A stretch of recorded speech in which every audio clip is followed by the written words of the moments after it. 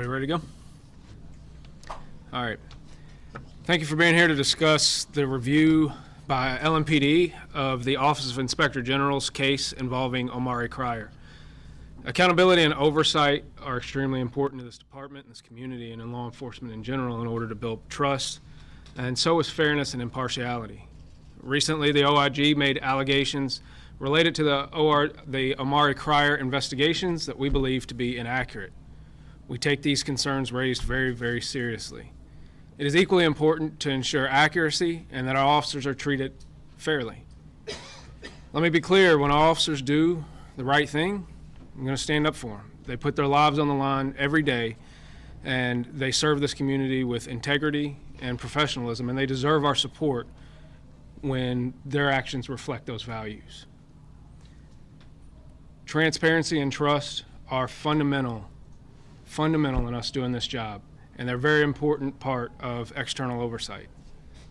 Last week, we met with Mr. Harness and a few representatives of the Civilian Accountability and Review Board, the Civilian Review and Accountability Board, to explain our position on the allegations they made and to notify him that we would be making our response public. So in sense, we gave him a warning that we were going to come forward with this and make it public. I felt compelled, due to the seriousness of this case and the seriousness of the allegations made, that we must make a public statement related to it. Myself and Mr. Harness, we all agree that oversight is important, and it serves an important role for us to function. And it's important that the public understands actions that the police department takes, whether they're good or bad, and they deserve to understand what our response to those actions are. We'll continue to engage the Office of the Inspector General in good faith with the expectation that accountability works both ways, that facts, not narratives, are the substance that builds trust. Our mission has always been protecting constitutional rights, the safety of this community, and the men and women who protect it. Considering the high-profile nature of this case, it's important to address it in order to address those concerns of both public safety and the constitutional actions that officers took. After this press conference, videos and documents related to this case will be made public for your consumption. So if we turn to the timeline on the screen, I'll give just a quick overview of how things happened through the course of this, because I think there's some confusion that it may be helpful to clarify. So the initial domestic violence incident takes place in January, and then there is an arrest warrant that is sworn out in March of 2022. And then the shooting involving Omari Cryer and the U.S. Marshals occurs in May of 2022, and then later the case is investigated by PIU, the Public Integrity Unit of LMPD, as well as it is then reviewed by the Office of the Attorney General. So, on January 23rd, 2022, a female called 911 stating her boyfriend was assaulting her. The female was able to flee from her boyfriend and run to a neighbor's apartment, only wrapped in a blanket and carrying her toddler son, who was in a diaper. And remember, this is in January that she runs out of the house dressed in this way, in fear for her life. LMPD officers responded and took a domestic violence report. That report in the documentation, or when you'll hear us refer to that kind of commonly as a JC3. That's a state standardized report that we take for domestic violence incidents. What you're going to see here in just a minute will be body-worn camera from the initial responding officers on that day in January. This video is about 7 minutes long, and it captures the victim's statements almost in total to the officers, at least the substantive parts of it.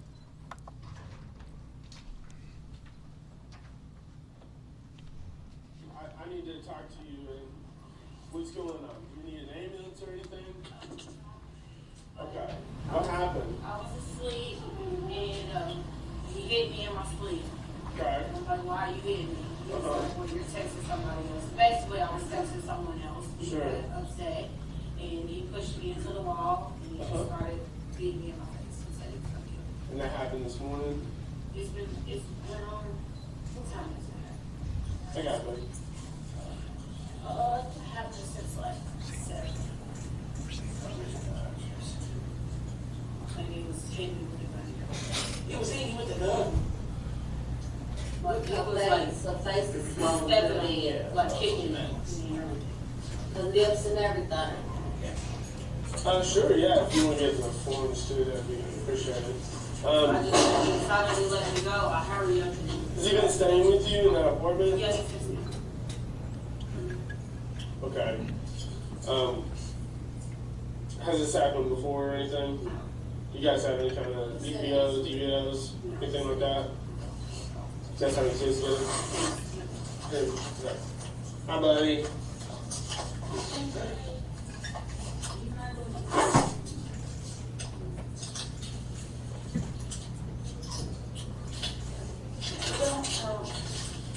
Don't worry.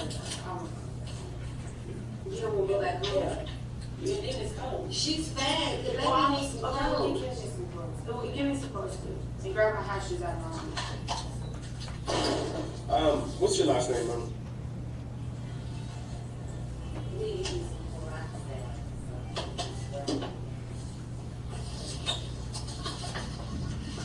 At any point did he strangle you or anything? Put his hands around your throat? He did? Like pushing his arm against you or around you? At any point did you lose consciousness? Did you urinate, defecate, anything like that? I Okay. just felt like I couldn't breathe. Felt like you couldn't breathe for a couple seconds. Did you feel like everything was going dark or no? Typically, whenever people get strangled, we recommend that they go to the hospital and get checked out because they can have like secondary health problems. You know, you can get like a blood clot or something. You can go home and then something bad can happen, like a delayed effect type of thing. Would you like us to have EMS come out here? They're really just gonna ask you if you want to go to the hospital. So if you don't think that you're gonna go or want to go. Okay. All right. I have to go through this worksheet with you. For a lot of questions I've already asked you, some yes or no stuff.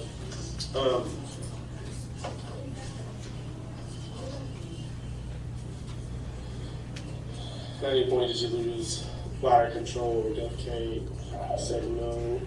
Does it make you felt like you couldn't breathe for a little bit? Did you feel like everything was going dark? Okay. Did you actually pass out all the way or anything? Okay. Was it his right or left arm, do you know?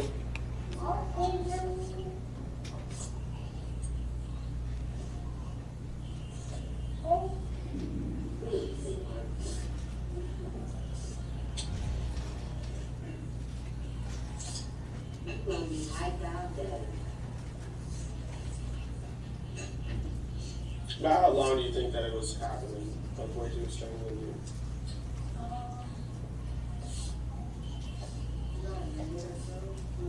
Okay.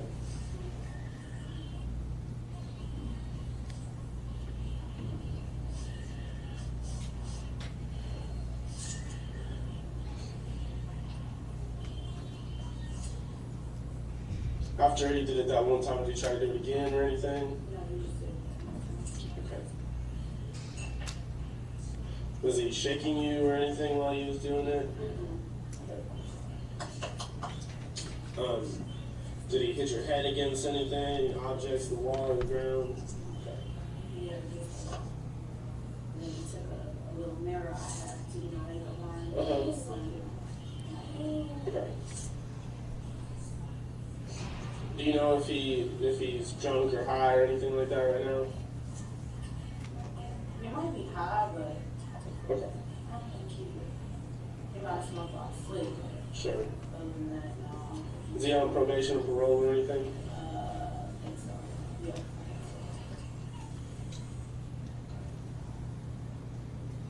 Is he right-handed or left-handed? Did he say anything to you while he had his arm around you?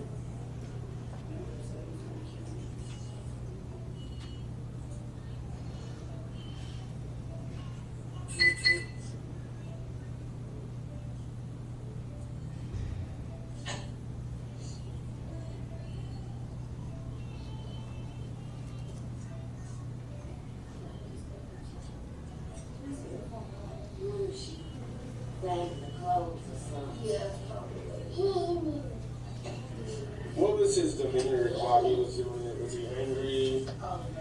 Happy? I don't know.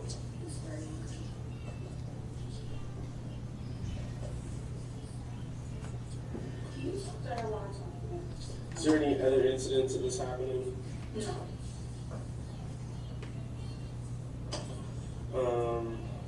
you have it right now? Are you having any difficulty breathing? Are you, you're not hyperventilating, but you're having a hard time breathing? She said she don't have none, she got something for baby, but she can't bag them for you. Tell her she can find something in my bags next to my bed. She said in her bed, She next needs to some her purple bed, pants, some purple pants, any kind of shirt. any kind of shirt. Are you having a hard time speaking or breathing, like talking or anything like that? You having any neck pain? Feel like everything's swelling? Your body No, she is. ain't got no shoes. She don't want some house shoes. Yeah, she can do lashes. Under the bed, no, she ain't got nothing on. You feeling dizzy? Do you have a headache or fainting? Are you fainting?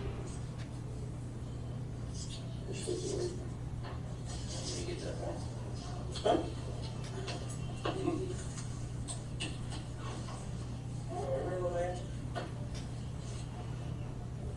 Look, he's gonna open it for you.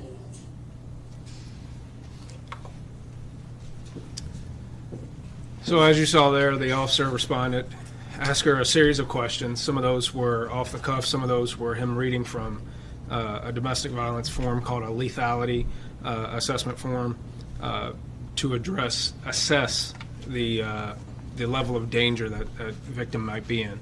Obviously, knowing that situations involving strangulation can be very, very dangerous and have later on consequences for that victim. So the case was eventually given to Detective Sarah Mantle in the Domestic Violence Unit, and on March 12th, she swore out an arrest warrant for Omari Cryer.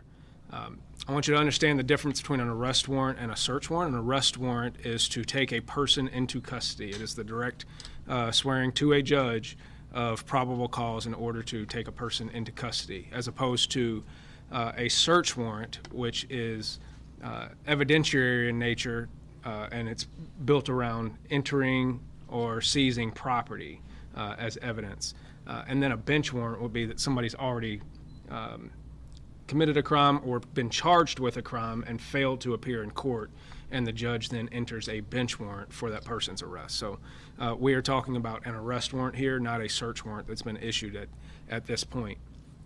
And so in the OIG's report, they allege that Detective Mantle made false statements about Mr. Cryer in that criminal complaint. And I'll quote here that the report states the following. Evidence shows Detective Mantle's criminal complaint contains false information. Detective Mantle's sworn criminal complaint states the victim began to lose consciousness when in fact the victim stated to responding officers that she did not feel like she was going to pass out. I think the video that we just showed is pretty unequivocal that the victim talks about being strangled for up to a minute and that she did begin to lose consciousness. She did later say that she did not completely black out, and the reason why those questions are asked in different ways is because victims have different experiences and different ways to describe their experiences. And I think you saw that the victim absolutely said that she was strangled and began to lose consciousness. And those charges are completely appropriate. And I will show you a clip of the video again where she states the affirmative as well as shakes her head in the affirmative that she was strangled.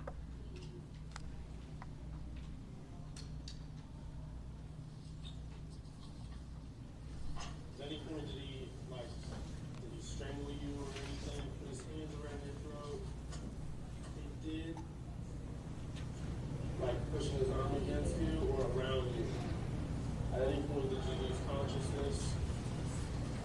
Did you urinate, defecate, anything like that?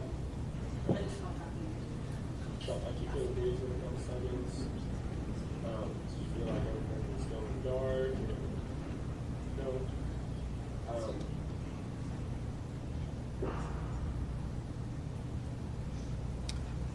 So at different points in their report, they question both the probable cause and the charges that were applied to Mr. Cryer related to this.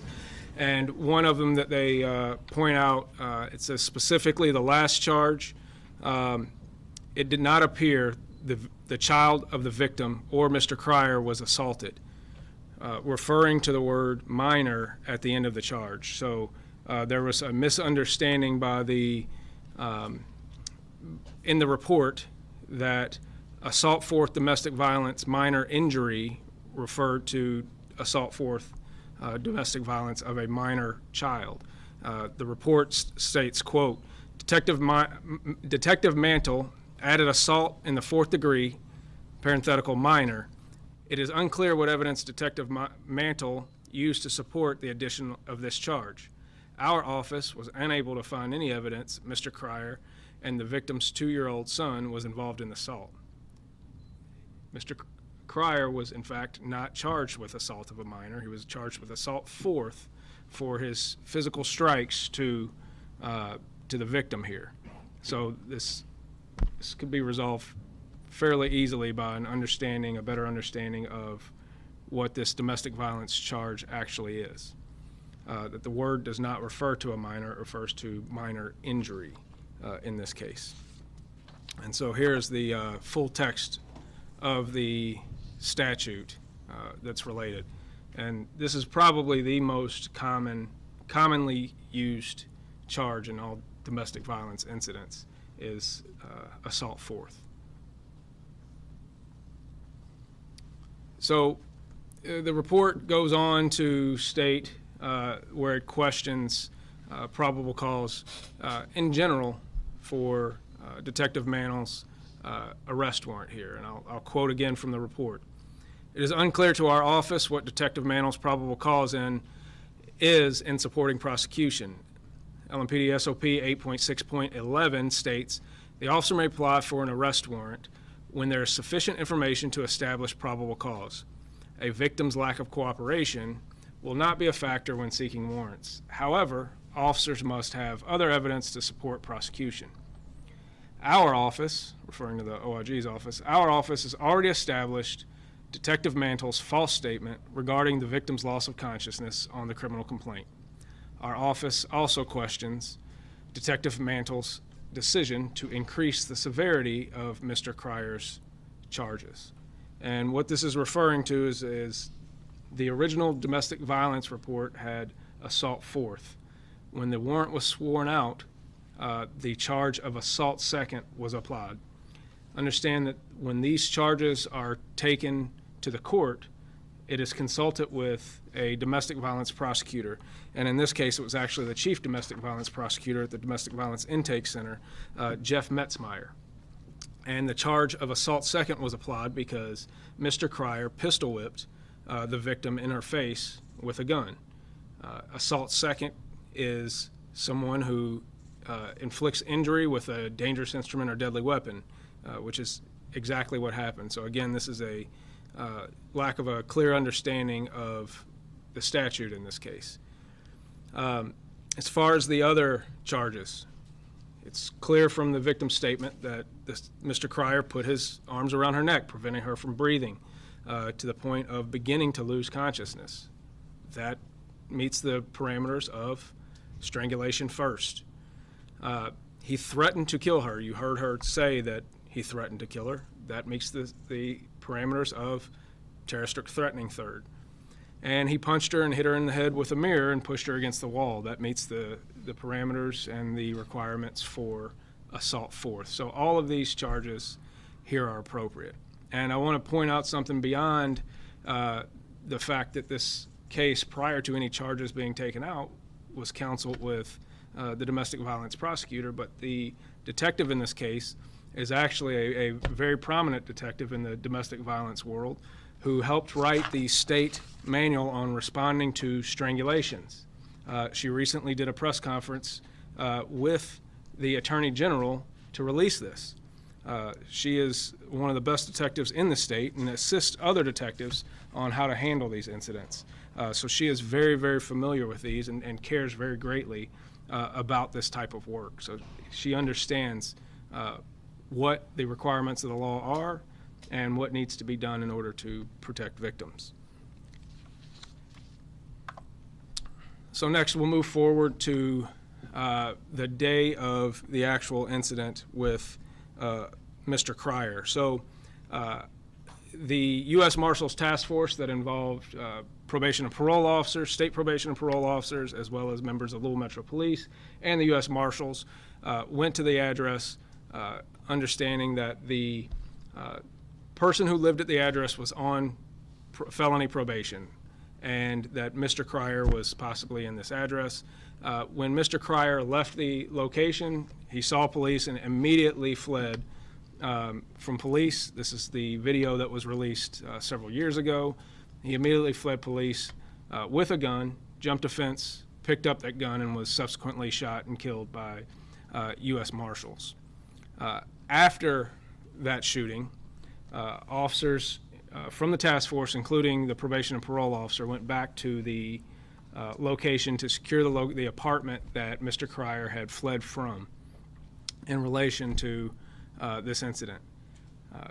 The Inspector General report makes several allegations in reference to what is called a protective sweep. That is simply where officers go and secure the location pending the application of a search warrant.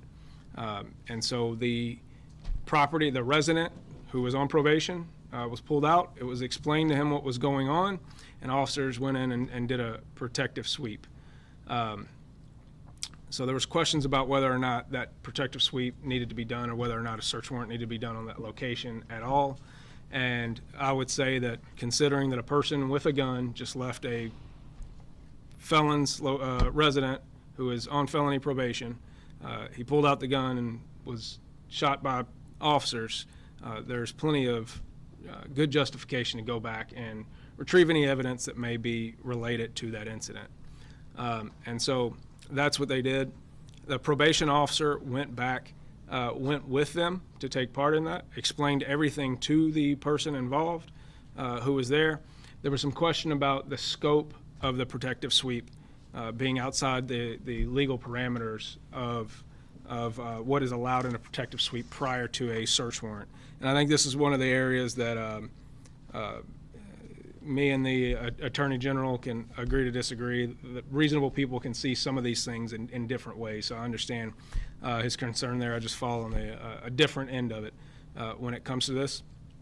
Officers are legally allowed, when there's reasonable suspicion, to assist probation and parole in those searches. The parameters of his probation allow probation and parole to enter his residence and conduct a search. And so that is what officers did. And so we felt that was perfectly legal in how that was done. The report refers to unexplained evidence that was found in plain view that was not on the officer's body camera. Understand that all of the officers from LMPD on this task force were wearing body cameras. The probation and parole officer, who is the one who stated that he found a marijuana bong, a scale, and a pipe, as well as smelled marijuana, he was not wearing a body camera. So we have no evidence one way or the other where exactly that was. And that was not part of the evidence that was sought by PIU in investigating this officer-involved shooting. This was simply for evidence related to the shooting, not necessarily strictly to evidence related to violation of his probation and parole. I think there's some room for improvement in our understanding and articulation of how we conduct protective sweeps, and I think we can do some work in that area. So that search warrant is sought. PIU, the professional public integrity unit at the time, investigated this shooting. Understand this didn't involve LMPD, but it was a shooting that happened in Jefferson County, and we took primary lead in that. And so they were assigned to investigate the case, and subsequently a search warrant, like I said, was drafted for that location that he fled from. The report makes some allegations that Sergeant Joel Cassie, who was in PIU and drafted the warrant, made false statements related to some of the statements that the resident made. So I will read again from the report. Sergeant Cassie stated on the search warrant, affidavit